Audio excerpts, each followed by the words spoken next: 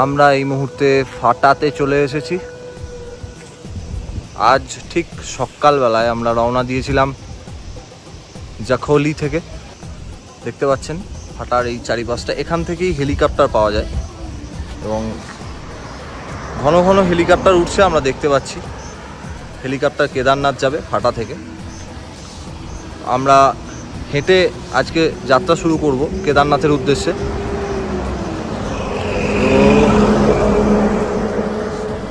আজকে রাত ঠিক 12টায় বেরিয়ে যাব এই ফাটা থেকে। ফাটা থেকে সোনপ্রয়াগ যাব, সোনপ্রয়াগ থেকে আবার গৌরীকুণ্ড। তো তার আগে কিছু টুকটাক কেনাকাটা করার আছে এখানে সামনে, রেনকোট আর আরও বিভিন্ন রকম টুকটাক অ্যাক্সেসরিজ। ফাটা হলো কেদারনাথের একটি সুন্দর গ্রাম, যেখানে রয়েছে হেলিপ্যাড এবং সেই হেলিপ্যাড থেকেই কেদারনাথ যাতায়াত করা হয়। আমরা এই ফাটাতেই 2 রাত ছিলাম। যেদিন জাখোলি থেকে আমরা ফাটা এলাম সেই রাতে আমরা ফাটায় ছিলাম এবং কেদারনাথ থেকে পুজো দিয়ে এসে আমরা সেই রাতটাও ফাটাতেই কাটিয়েছি। ফাটা থেকে কেদারনাথ ধামের দূরত্ব মাত্র 32 কিলোমিটার। এরপরেই সোনপ্রয়াগ, যেখানে কেদারনাথের জন্য রেজিস্ট্রেশন করা হয়। ফাটাতে আমরা নিউ পারেশ্বরী টুরিস্ট লজে ছিলাম। এখানকার রুমগুলোও আপনারা দেখতেই পাচ্ছেন, সবগুলোই প্রায় একই রকম। কেদারনাথ যাওয়ার জন্য দরকারি জিনিসপত্র যেগুলো লাগবে সেগুলো সবাই আমরা আমাদের নিজেদের আলাদা একটি করে ব্যাগে নিয়ে নিয়েছিলাম।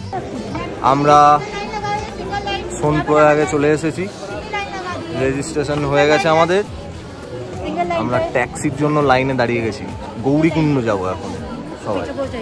সোনপ্রয়াগ থেকে গৌরীকুণ্ড যেতে গেলে আপনাকে লাইনে দাঁড়িয়ে ট্যাক্সি অথবা জিপ করে নিতে হবে। সর্বনিম্ন ভাড়া 50 টাকা এবং সর্বোচ্চ ভাড়া 100 টাকা। আপনি এভাবে 15 মিনিট রাইড করলেই চলে যাবেন গৌরীকুণ্ড। গৌরীকুণ্ড থেকে কেদারনাথ মাত্র 16 কিলোমিটার।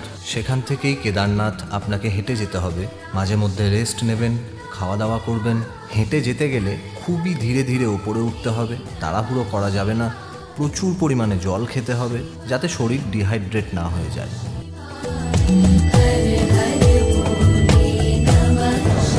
এখানে আপনারা ঘোড়া পাবেন, ঘোড়া খচ্চর পাবেন।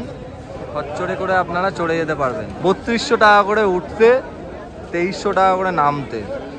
ঠিক আছে, তা আমরা একটু খোঁজ খবর নিচ্ছিলাম আমাদের জিনিসপত্রগুলো যদি একটু ঘোড়াতে করে ওঠানো যায়, সেই কারণে তো সেটার ব্যবস্থা চলছে এখন, দেখা যাক কি হয়। দেবাদিদেব মহাদেব পঞ্চপাণ্ডবকে দর্শন দিতে চাননি, তাই গাড়োয়াল হিমালয়ে আত্মগোপন করেছিলেন। কিন্তু পঞ্চপাণ্ডবের কাছে মহাদেব ধরা পড়ে গিয়েছিলেন। পুরাণ মতে কুরুক্ষেত্রের যুদ্ধের জ্ঞাতি হত্যার মহাপাপে জর্জরিত হয়েছিলেন এই পাণ্ডবগণ, আর এই পাপ থেকে মুক্তি দিতে পারতেন একমাত্র মহাদেব। তাই পঞ্চপাণ্ডব মিলে মহাদেবকে খুঁজতে শুরু করলেন। খুঁজতে খুঁজতে তারা কাশী এসে পৌঁছায়। তারপর জানতে পারলো মহাদেব তাদের দর্শন দেবেন না, তাই তিনি ষাঁড়ের ছদ্মবেশে লুকিয়ে রয়েছেন। এরপর পাণ্ডবরা মরিয়া হয়ে ষাঁড়কে খুঁজতে খুঁজতে চলে আসেন উত্তরাখণ্ডের গৌরীকুণ্ডে।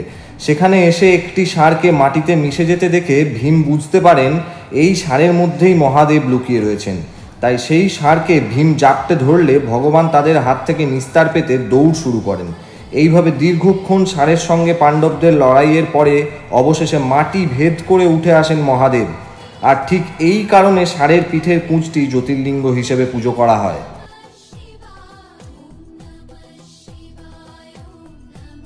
গৌরীকুণ্ড থেকে রামবাড়ার দূরত্ব প্রায় 9 কিলোমিটার। এই পথ হেঁটে অতিক্রম করতে আমাদের প্রায় 6 থেকে 7 ঘন্টা সময় লেগে গিয়েছিল। এর আগেই ছিল জঙ্গল চটি।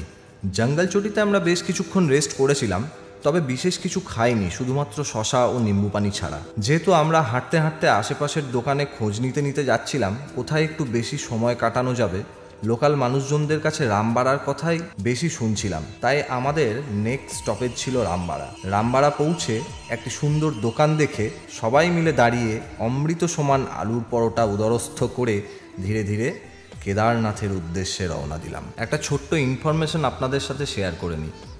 সোনপ্রয়াগ থেকে কেদারনাথ মন্দির মাত্র 23 কিলোমিটার। গৌরীকুণ্ড থেকে কেদারনাথ মন্দির 15 থেকে 15.5 কিলোমিটার। তাই খুব ধীরে ধীরে হাঁটলেও এই 15 কিমি অতিক্রম করতে 12 থেকে 14 ঘন্টার বেশি লাগার কথা নয়।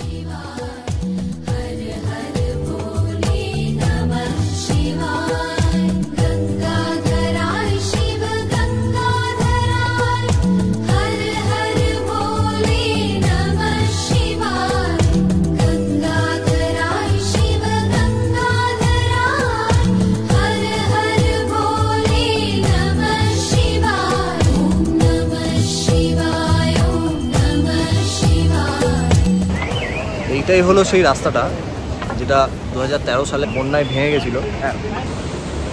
ঠিক আছে, ওই যে ওপর থেকে নামছে যে রাস্তাটা সেইটা, ওটা নেমে এদিক থেকে আগে উঠতো। এই রাস্তাটা আগে এরকমভাবে ছিল, ওই যে। তো এরকমভাবে রাস্তাটা ছিল আগে, বন্যার পরে ভেঙে যায় এই রাস্তাটা। তারপর থেকে এই রাস্তাটা শর্টকাট হিসেবে ব্যবহার করা হয়। এই রাস্তাতে ঘোড়া আসে না, কারণ ঘোড়া আসার মতো রাস্তা এটা নয়, অনেকটাই আপ এই জায়গাটা। আর ঘোড়া রাখা যা এইখান থেকে ঘোড়া যাওয়ার রাস্তাটা কেটে গেছে, ওখান থেকে যে ব্রিজটা রয়েছে। তো এটা শুধুমাত্র হাঁটা আর পিটুর জন্য ব্যবহার করা হয় এই রাস্তাটা। আর ওই দিকে আর একটা রাস্তা আছে, ওই দিকে যাচ্ছে সবাই, দেখতে পাচ্ছেন ওইদিকে। আমরা কেদারনাথের খুব কাছাকাছি, পাথর পড়েছে ওদিক থেকে বিরাট জোরে। ওই নিচে যারা রয়েছে তাদের প্রাণ সংকটে চলে যেতে পারে, খুবই ভয়ানক একটা দুর্ঘটনা। আমরা কেদারনাথে জাস্ট পৌঁছবো, আর 2 থেকে 3 কিলোমিটার আছে।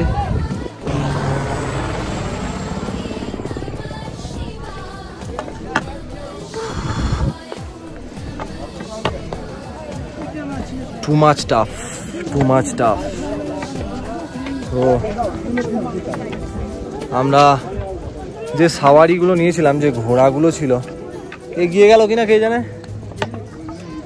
যে ঘোড়াগুলো আমাদের ছিল মাত্র 2টো, কারণ ওরা জোড়ায় আসে, ওরা সিঙ্গেল আসে না।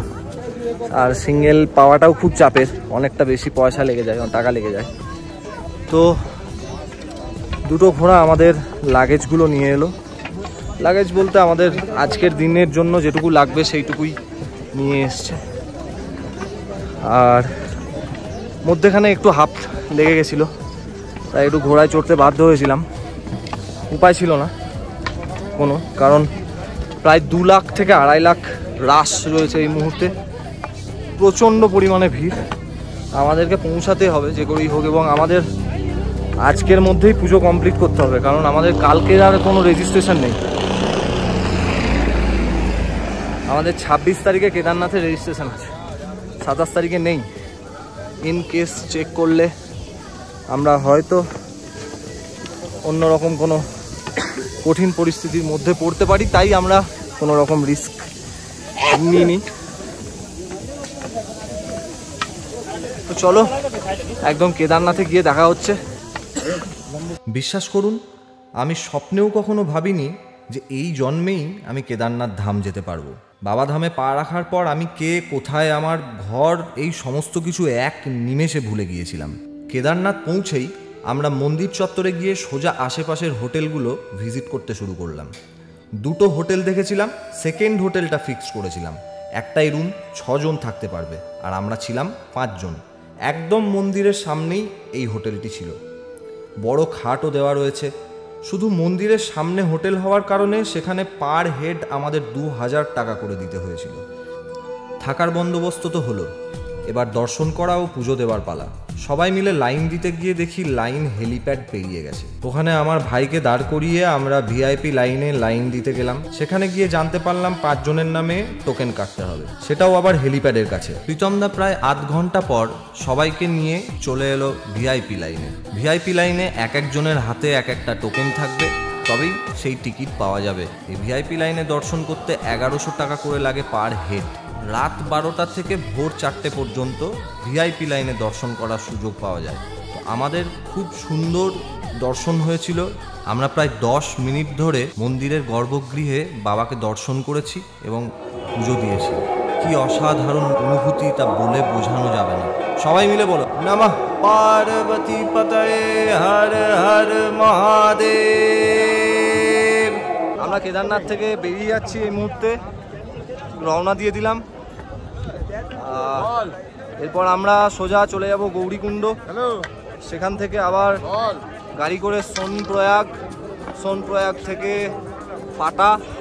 সকলে মিলে বলো হর হর মহাদেব, জয় জয় শ্রী কেদার। হর হর মহাদেব।